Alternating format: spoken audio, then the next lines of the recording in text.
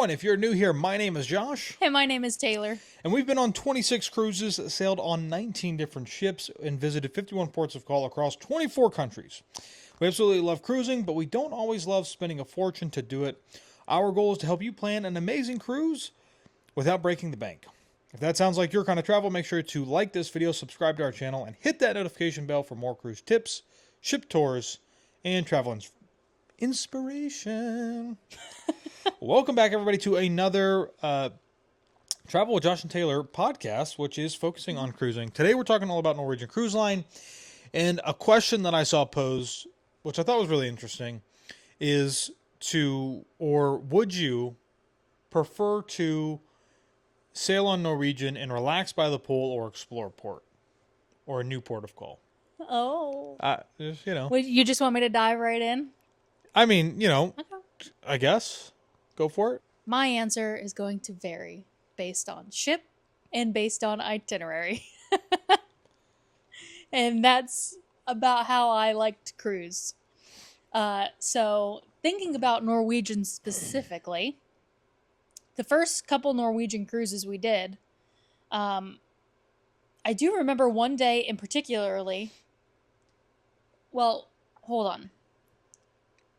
If you've watched our videos, we don't spend a ton of time relaxing by the pool. That's just not really what we do. Actually, I don't think that that's true. I think what we need to do is clarify a little bit before this. I was hoping you would dive in a little bit of clarification here, maybe. Well, I asked you before we started this if it was anything. A test. Well, I failed because I have no idea what you wanted me to say. So I think we have to give some clarification here to this question because this isn't really a straightforward question. Like so many things with cruising. Well, that's what I just said about it's a gray area. For me, it varies about the ship, right? But it also varies on the itinerary. Yes, and I think that obviously I was getting there. You didn't give me a chance. Obviously, this question can be posed across any cruise line with any ship. Yeah. Right. And it all comes back down to something that when Taylor is working with her clients and trying to figure out maybe what they want to do if they don't know, is figuring out what's most important to them. I think in a general sense, right, as an American, speaking specifically to Americans living here in the U.S., right, if I'm planning to relax by the pool, I probably want to do something that's warm. Caribbean, the Bahamas. Yeah, for sure. Whether that is sailing out of Miami, Port Canaveral, Tampa, Fort Lauderdale, Texas, New Orleans, whatever, right? And if I'm planning to do something that's more exploratory, then I probably want to do something that requires me to have a passport, truly have a passport, to actually go explore. And I think that's kind of some of the context that we have to lay down here before we really start diving deep into this because just as Taylor was saying, we don't really relax by the pool. That's not necessarily true. It's kind of true. We haven't really done any Caribbean or Bahamian sailings in the last couple of years. Yes, we have. What? Which ones? Well, we just went on the Wish last year to the Bahamas in May. Okay. I have an argument for that, but go ahead. To Margaritaville at sea. I have an argument for that one as well. We didn't do a ton of cruises in 2024, though. Right. And 2023, we went to the Caribbean and the Bahamas a lot. 2022, I think, is what I think of most because we did 2022 and 2023. The Dawn, the Pearl. Yes. I think we did something else in there as well. The Fantasy, right. Twice. Yeah. So, to defend myself and what Taylor was just in this, what I was saying, number one, the Wish definitely is not a cruise, is not a ship that I would spend much time at the pool. Again, we're talking about ship, right? Yes, I get that. Yeah. However, the time that I did spend at the pool on the Wish, I guess that might have been on the 2022 sailing we did on the Wish. I got up super early in the morning. Well, we did that. We did that on 2024 as well. Mm-hmm. Yeah. This is supposed to be about Norwegian, but whatever. We're giving some background. Yeah, clarity. got up super early because watching the last. Sorry, I have a lot of thoughts about this. Okay, If you watched last week's episode of the podcast, we talked about how the adult-only areas on the Wish class ships Right. are not very adult-friendly. Exactly. I mean, they are, but there's like not the same amount of space. Yeah. And so when we were on the Wish those 2 times, we did spend time at the pool in Nassau. You didn't the first time, but the second time we did. We got up super early in the morning. The pool opened at like 8 a.m. or something. We were the first people in the pool, and we were the only people in the pool for a significant amount of time. Right. And then it was like, okay, we're kind of done with the pool, and people still weren't really showing up because it was a port day. Port day is a great day to do the pool if you're planning on not doing anything off the ship anyway. That's my thoughts about that. No, I agree with that. I do. I think it comes back to what you're saying, which depends heavily on what you want to do. Depends on the ship. Depends on what the itinerary is, right? Yeah. So, shameless plug for our group cruise on. I know we're supposed to be talking about Norwegian, but we do have a Norwegian group cruise coming up as well. yes, In November. Yes, very end of November 2025. Norwegian Pride of America. But that's not going to go with my point here. I know. But And then fine. you can go back into your other point, which is our May of 2026 group cruise on the Disney Fantasy, which has an excellent adult-only pool area. It does. And my point here is that when we do that sailing for that cruise, that is a ship that I would plan to spend time at the pool. We're definitely going to spend time at the pool. And it's an itinerary where I would plan to spend time at the pool, right? On the ship. For sure. It's a 4-night Bohemian. Yeah. Yeah, definitely time on the ship at the pool. You know, so it really does come down to what do you want to spend, I think, more of your time on. And I think really, if you don't know where to start when planning a cruise, that is something where it's really invaluable to have somebody like Taylor or any of our colleagues over at Goldgell Getaways who can help you plan your next big cruise, is really deciding what is important to you and figuring that out. Because if you're looking to do a vacation cruise that's relaxing, you want to go to the beach, or you do want to just lay out by the pool, Your ship is probably going to be the most important. Absolutely. And then where the ship is actually going. Right. And with that being said, we just came off of the Prima in July. Now, this wasn't a Caribbean sailing. This was in Northern Europe. It was cold. It was cold. We left from Iceland, went around Iceland, went up into Norway, back down along the western countries of the EU, and then came back and finished in Southampton, UK. That is a beautiful ship. It's brand new. But again, it's not necessarily a ship that I would take to try to relax by the pool. The pool's not very large. There are smaller pools down on the other deck, right? There are smaller pools down there. I do disagree with you on that ship. But I would not take that ship again in Europe. I would take, it's the Prima class, so the Prima, Right. the Viva, and then the Aqua now. Yep. I would take one of those ships to the Caribbean because we did a short sailing to the Bahamas and back, and I loved sitting by the pool on deck 8 out on Right. the Ocean Boulevard, because they're like the infinity, they're not infinity, they're sort of infinity they kind of are pools, but they're like right next to the ocean. You can look out over the water, and it's not like the pool's up on the very top deck. It's on deck 8, which is low and close to the ocean. I saw dolphins go swimming right by. It was the coolest thing, and I absolutely loved that. So I would really enjoy going on one of those ships again, but in the Caribbean or the Bahamas. Yeah, I guess for me, what I'm thinking of a lot of times is the space that is going to be utilized and where it's going to be utilized at in the realm of the Earth, right? Like where you're sailing at. So your itinerary. And I guess for some people, I mean, there were very mixed reviews from my video from the Prima that I did. Yeah. And Josh, unfortunately, was a little negative Nancy about it, I think it's a little, I think depends on what Norwegian ship that you go on in a lot of ways. But, certainly. I do like Norwegian. I do like Norwegian as well. I do like cruising with them. There are a lot of things that I love about Norwegian. There are some things that I really don't like. But when it comes to spending time at the pool for a cruise, I have no problem doing that. Or with that, but I don't think that I'm really looking to spend a lot of money on the ship then. I'm fine with probably doing something that's a little bit older, has a little bit more pool deck space for... This is for like exploring the ports? No, this is for relaxing by the pool. Oh, okay. Because some of those older ships have more capacity for their pool decks, I think. Yeah, I think so. Right. Because I think when like cruising really was getting going and stuff, like that's what you thought about was Right. hanging out at the pool deck and chilling. Yeah, I mean, a lot of those ships from, early 2000s up into even like the early teens, they have a much larger deck space there for their pools, for their guests to kind of hang out. Not all the ships have adult-only areas, but, they have a little bit of a separation in some cases for families and kids and whatnot, and for the kids just to go do whatever they want in their little splash pad. Yeah, so I guess if you're thinking more like I want to hang out by the pool, I do think choosing maybe an older ship might be a good idea. But for me, I have a hard time just sitting by the pool. I want to do other stuff that's on the ship.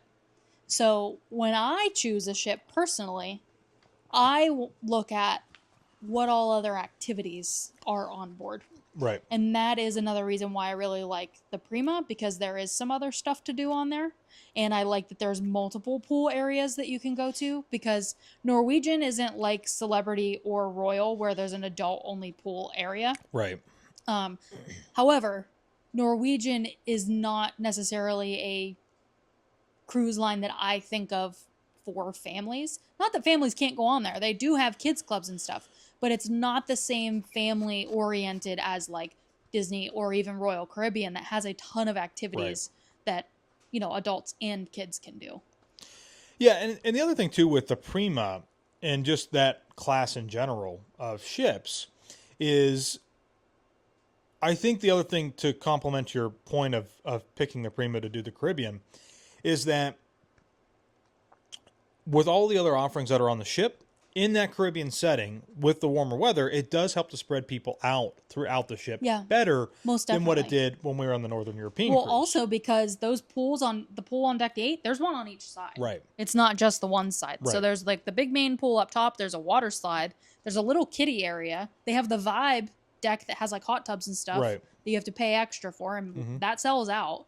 And then you've got the 2 on deck 8 on the sides, and then you even just have like that chill like bar area. It's not necessarily a pool area, but like people can hang out on that deck as well. So a lot more deck space, I feel like, on that ship. I guess if you think about it in a way, it does. I mean, they're spreading out people in a different way. It's funny because not that I'm trying to move away from Norwegian. That's what we're talking about. But by comparison to, Prima's a new class of ship, right? The Wish series, Disney, we just talked about Disney Cruise Line last week. But when you think about it, the Treasure, the Wish, soon to be the Destiny here, have kind of not done the exact same thing, but they have. I bet if you looked at it from an overview and you looked at the square footage, that the square footage of the deck space hasn't actually changed by very much. Do you know what I mean? Like onto the Prima or the Disney ships? So so what I'm trying to say is, with the Prima, and some of their newer ships, what they've done is they've redistributed their square footage of their deck space, right? So it's not, older ships, 2000s, early teens. This would be like Disney Treasure or Disney Fantasy. Your pool deck is basically like 2 levels, right? It's like, let's just make up a deck. No, it's deck 11 and deck 12.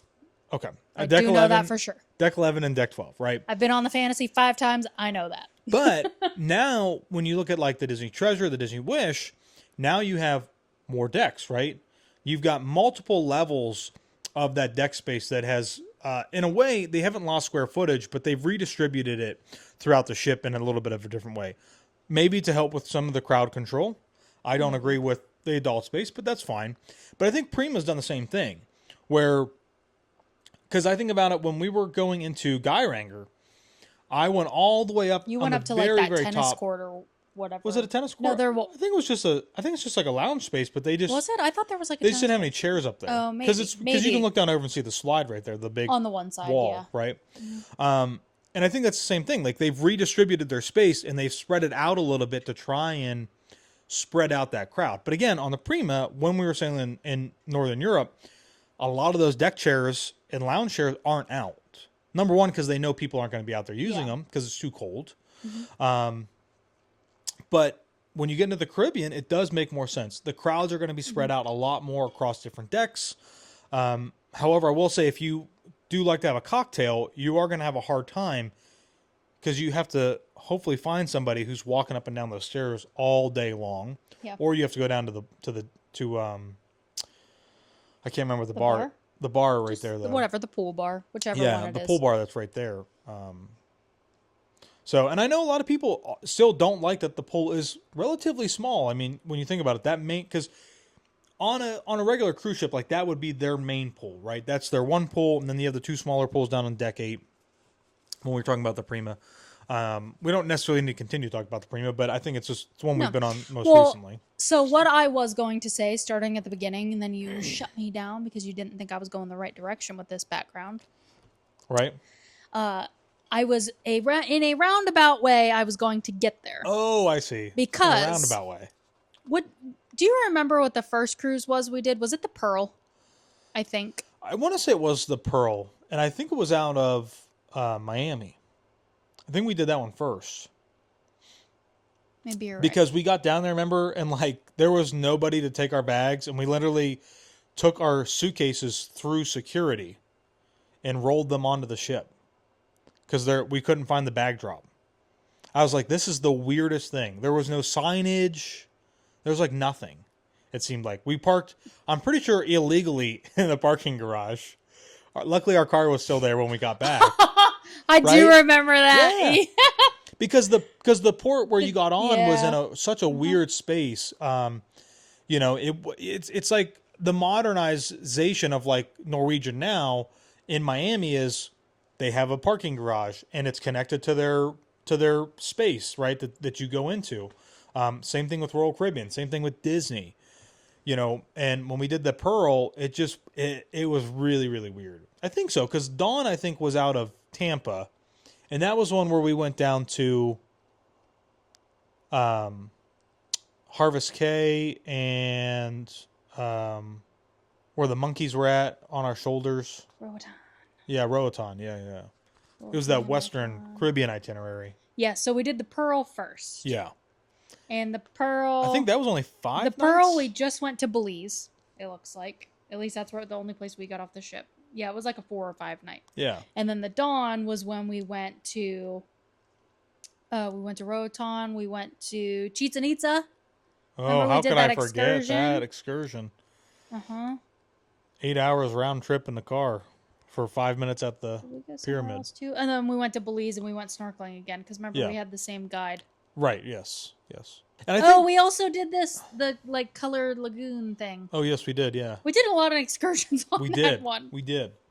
But thinking back to those ships though. Okay, so more traditional, right? Yeah. So what I was getting at with the Norwegian Pearl, because we didn't really like that ship doesn't really have a lot of activities in any way. Right. And just so everybody understood, the Norwegian Pearl, for the most part, tends to be their one ship that they what do they call that? They where they like sell it out to specific things like a rock concert. They do like events, WWE, type thing, whatever. Chartered. It's usually a chartered cruise. Yeah. And it was supposed to be, but that had like got canceled or whatever. There was not a lot to do on that ship. There wasn't a lot of activities happening on board. So that for me was the perfect cruise for us to like hang out at the pool, which we did. We did spend a lot of time at the pool on that cruise. What? Nothing. I was thinking about it. Yeah. We sat in the lounges a lot and we sat up at the pool a lot. Like that was, and that was almost an unusual cruise for us because we previously and even now we don't do that a lot, really. I think actually I even remember thinking... However, the ship was not full. And the pool was not super busy. Like I remember sitting in the hot tub for like 45 minutes the one day. Well, we have to clarify though that was coming right out of 2020. That was a ship that was supposed to be chartered. That was in 2022. It was supposed to be chartered. I said it was supposed to be chartered, but it was canceled. And they had less than half of the ship was sailing on it. So it does. So as far as crowds go, that sailing, we did not have a crowd. Was abnormal. Yes, but like when I'm picking a cruise, when I get to pick the cruise, I like picking them based on the destinations because I Right. want to get off the ship. Well, I think we can both agree on that. Unless I'm on Disney. Right. I think we can both agree on that. Like we've talked about this previously. However, if we before. went on a Prima class ship again, I wouldn't mind spending a lot more time on the ship because I love those pools on deck 8, and I'll say that over and over again. I think and I think that would go back to like how we've classified or reclassified doing a Disney cruise, which is that like That's a relaxation trip for us, really. right. I would do the Prima or the Viva or the Aqua if it's in the Caribbean, warm weather, right? It can be a relaxing cruise. I prefer if it wasn't going to. Is it Harvest Caye in the Bahamas? No, Harvest Caye is the one Is in that's Belize. in Belize. Yeah. Your Great Stirrup. Great Caye. Stirrup Caye. I would prefer not to go there until they have their. Yeah, they're working on the pier. It's supposed to be done like Oh, will it be done soon? Isn't it? This year or next I don't year? know, but it needs to get done quick. But Yeah, the food there was fantastic. the food was really good, actually. Yeah. Yeah, at Great Stirrup Yeah. Caye, that was fantastic, and Yeah, it was like giant included. They shrimp had a pool that was literally right in the basically on the sand at the beach. Like you just went and used your drink package, got a drink, and walked right back out in the water. Yep. That was fantastic. Yep. So yeah. I mean, I agree. I think that it comes down to deciding what you want to do. Yeah, how you want to do it. Right. I do really think the biggest thing is what is most important to you for the trip. Do you want to relax? Or do you want to be adventurous and do like excursions? Right. And then that then helps you narrow down what type of ship you're going to go on. Like, what type of pools, what type of activities on the ship do you want to have? If you don't really care about that because you want to go out and do excursions, then don't even look at what ship it is. Just look at itineraries and where it's going. Because that's honestly what we did. That's how we ended up on the Norwegian Epic, which we would have never picked it for the ship. Right. Well, that's also it was a little different. It was a little complicated because the ship got delayed and we couldn't go on the Viva. But because that Viva got canceled, we looked at a few other itineraries, and the itinerary that we liked the best, and with pricing, was the Epic. Right. And like I said, we would have never picked that because of the ship. Right. I don't need to go on the Epic ever again. It's not that I wouldn't go on it. If it had an excellent itinerary, I would go on the Epic again. Yeah. Based on the itinerary. Right. Not for the ship, for sure. Well, and I think the other thing, too, I think it's important to note that, like, we're not necessarily saying that if you're going to do a Caribbean cruise and you want it to be relaxing, you can't go do excursions. I think what's really great about Caribbean Bohemian sailings is that if you want to go and snorkel or something like that or do an excursion, most of the time they're fairly short. They're like 3, maybe 4 hours. Yeah. Normally you can find some longer ones. Yeah.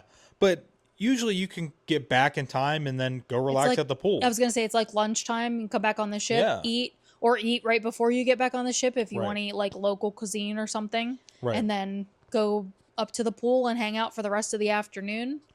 Right. Boil in the sun at 2 p.m. Yeah, I mean, it's really unfortunate for everybody who can only take a vacation during the summertime because of school schedules. I really refuse to try and do any type of Caribbean sailing in the summertime. We did the Wish that one year in August, and I mean, like, I was dying. It was so hot. We don't Mediterranean in the summer too. Not like not do it because if that's the only time you can go, go. Right. But we did that too, and it was hot. Yeah. However, we did go we also look at weather when we're going somewhere and plan for that. So we all had this mindset of it is going to be hot. We are going to have to shower multiple times a day. Right. So we'd literally go out in the morning, do whatever it was we do in the ports, come back, shower, go do dinner or whatever, shower before bed. Right. And then go to sleep for the next day. Yeah. And I think the other thing too is when we're talking about this, we've mentioned it a little bit here and there, but budget also is a huge factor, right? I mean, why spend more money on a ship if you're looking to do more spend more time on the ship? You're not going to be spending more time on the ship. We did spend a lot. I think Prima was expensive, but we really wanted to do the Viva. We couldn't get on the Viva. Yeah. We wanted to do Prima as a brand new class of ship. We Yeah. wanted to try it out.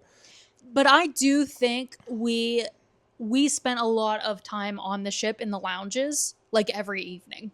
Yeah, we did. did. And we did have 2 full sea days, which that Right. was the difference between the itineraries for our Mediterranean group cruise and our Northern Europe group cruise, because these were all Norwegian cruises: Norwegian Epic in the Mediterranean, Norwegian Prima in Northern Europe. Right. I'm like going like this because I'm thinking about where they sailed Yeah. on the map. Everybody who's listening to you in the car knows exactly what you're doing. Yeah, I'm like doing hand motions, whatever. Well, with the Epic, we had no sea days. So it actually kind of worked out that we didn't end up being on the Viva and that we ended up being on the Epic, because now, while we did spend time in the lounges in the evening enjoying our drink package, recap, like that was like our favorite part of every day, was like everybody getting together and like recapping what we did during the day. Because we had awesome port days every single day. Right. But I'm glad, honestly, that we didn't end up going on the Viva and spending more money than what we did end up spending on the Epic, because we used that money towards like going and doing excursions and spending time out in the port and eating lunch out in the ports. And, but that was so port heavy. Northern Europe was too, but I'm glad we did it on the Prima because we were able to spend those 2 full sea days on the ship. We did get to enjoy some stuff on the ship. Of course we ate dinner every night on the ship, but well, I think that comes back again to knowing what to look for when you're thinking about a cruise, But I also, like I think if we ever did something like Northern Europe again, I wouldn't want to do it on the Prima because I know I'm not going to spend a lot of time on the ship. Right. I'd want to spend a little bit less and do like maybe one of the older ships that there was one that was sailing over there. Was it like the Gem? The Norwegian Gem. I think I think it was the Gem that was over there. Yeah. One of the other like older, smaller Norwegian ships was over there. And like, I honestly think I would rather spend a little bit less and do one of those older ships, because the older ships are all typically a little bit cheaper than the newer ones. But because we know we're not going to spend a ton of time on the ship. I think it's also important to note again that this is speaking also from a very specific point of view. And that is, in my opinion, being Americans, right? Obviously, Okay. if you live in Europe, and what is it Icon? What ship's going? Royal? One of Royal ships is going over there, right? One of their new big ones. Wander, Icon? Like in the Icon. Yeah, one of them. Anyways, no. regardless. Wander and Utopia are Oasis class ships. Yeah, it's one of the Icon ones. That's coming out soon. It's going to be doing itineraries in the Med, right? There's like Icon, Star. I think it's Star. But regardless, doesn't matter. We're talking about Norwegian, but this does wrap into the same basic concept here. So for us Americans, right, new ships are always going to be sailing, like guaranteed, are always going to be sailing either out of Port Canaveral or Miami. Yep. Right. Doesn't matter what cruise line it is, whether it's Norwegian, MSC, Disney, Royal, doesn't matter. They will sail out of those main ports. And I think that that's the time when you want to try something new, flashy, big, whatever. That's a good time to try it. Try those. It can be a more relaxing vacation if you want it to be, and it can be more adventurous just by being on the ship, because some of these new ships have so many activities, right? Especially the Icon class. Those are like, we haven't been on one yet. I actually have clients on the Icon right now as we're filming this. I was just texting her like yesterday. But we have not been on one yet. And I told her, you have to tell me how you like it, because I want to go just to experience it. Yeah. But for everybody else, for our European viewers out there and other people from around the world, this is a different conversation that you need to have, because is it worth it for you to fly the whole way here to experience those ships, or try to wait till they get over there, right? Like Icon is already causing like all kinds of problems in the Mediterranean, because it's a ginormous ship. It's a huge ship with like 8,000 people, and a bunch of ports are already trying to outlaw them from even showing up. So well, I mean, even think Amsterdam, they don't even want cruise ships at all. Right. And so the reason I say that is because as Americans, when we're looking for a vacation that's relaxation, I think we always think of a beach trip, right? We always think of that warm, sunny weather, whatever. And so definitely if you're going to spend time by the pool and that's what you want to do on a cruise ship, maybe look for something that is newer, that has a little more bells and whistles. Will it be a little bit more expensive? Probably Probably as it a will newer be ship. because it's brand new.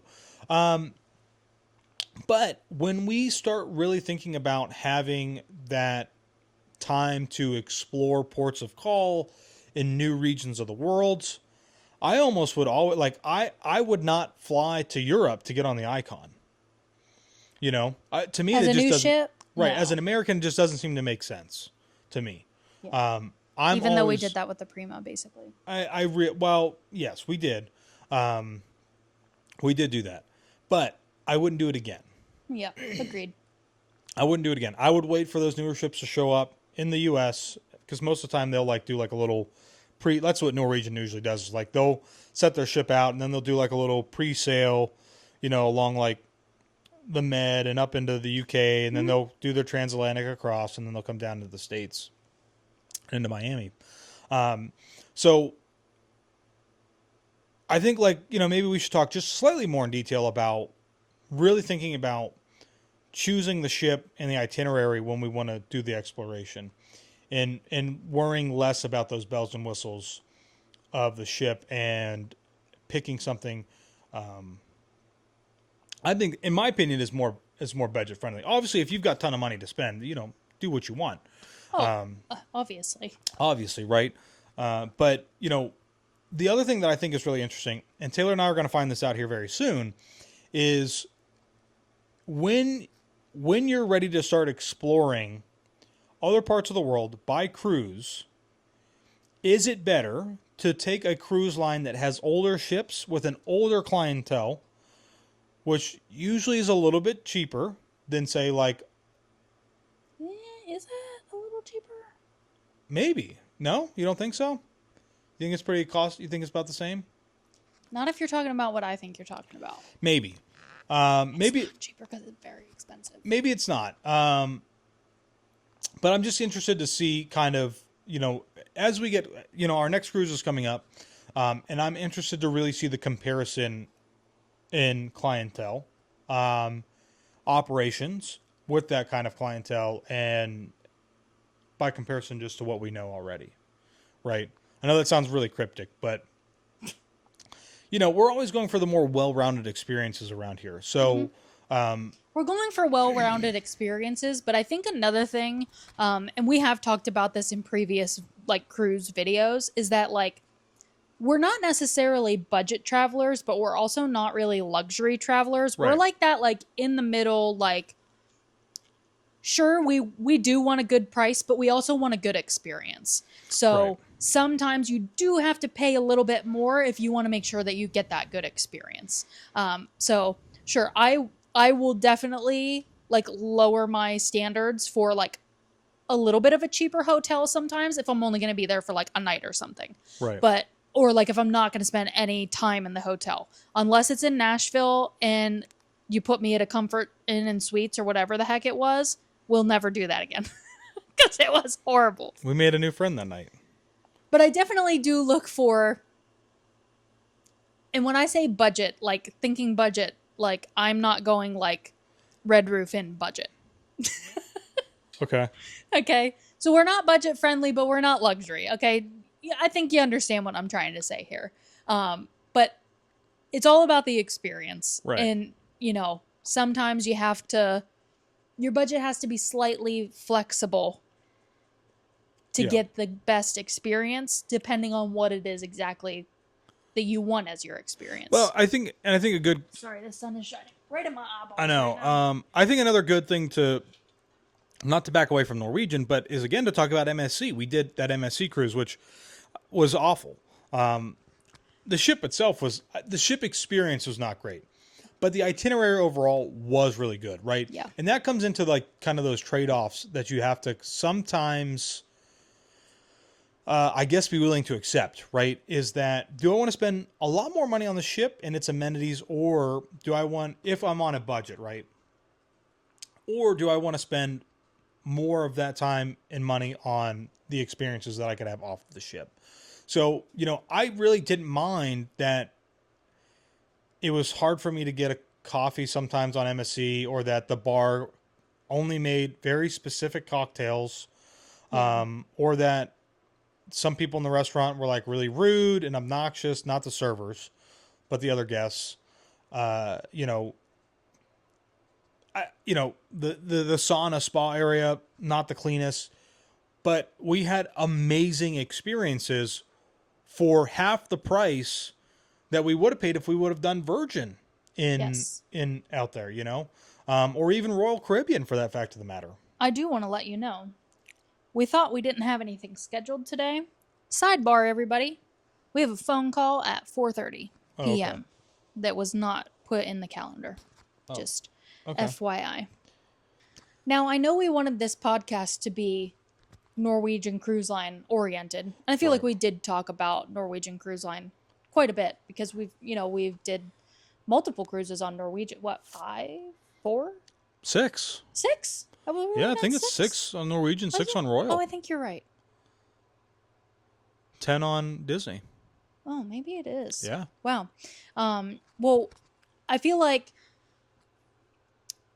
I think this is something that people don't realize either, is that, like, not all ships sail in the Caribbean all year long, and not all ships sail in Europe during a certain time of year, and not all ships are sailing, like, in Hawaii at a certain time of year. Right. There are specific ships that sail in specific areas certain times of year, and that goes for all the cruise lines. So I think when we're kind of talking about Norwegian, but I think this, like, wanting to be at the pool or exploring ports doesn't just go for Norwegian when you're, thinking about cruise lines. That goes for, like, all the cruise lines. Absolutely. But one that I was thinking about in particular is the only cruise ship of any cruise line that only sails around Hawaii all year long is Norwegian, and it's the Norwegian Pride of America. It doesn't switch out with other ships or anything, because there are certain stipulations that they have to meet. Right. And the ship was built in the United States, and the crew is a certain percentage of people that are from the United States. They have different, working condition type things that they have to, standards, whatever. Right. So that also makes the price of the cruise a little more expensive than other cruises. Plus they're sailing around Hawaii, so, like, the port fees and stuff are a little more expensive there as well. Yeah. But that's probably also why Norwegian's the only cruise line that does it. Yeah, no, I agree. Something going on? You looking around? I was just looking at the dogs, so they're acting like they might have to go OUT and PEE. So, so I think that's, I think it was a good topic. I just thought it was interesting, somebody asking about that, what was asked? You didn't tell me. Well, you just said a question you saw. I didn't know somebody actually asked us that. I read what it was. Would you rather spend time by the pool on Norwegian or do an excursion-based cruise? So, well, answering that question directly then, giving me dirty I would looks. say that it depends. Again, it depends on what well, that's what I was going to say as well. I think it just depends where we're cruising to. So if we're going to the Caribbean, I want a ship that's got good activities or good pools. Right. But if we're going elsewhere, like if I want to go exploring somewhere, I don't really care about the ship as much. And if there's multiple ships sailing there, now with experience doing multiple cruises, I would pick the cheaper sailing with the good itinerary. Right. And Norwegian has some excellent itineraries. They do have some, like, great itineraries. Very port heavy. With long port days. Long port days, some overnight ports. Absolutely. Absolutely.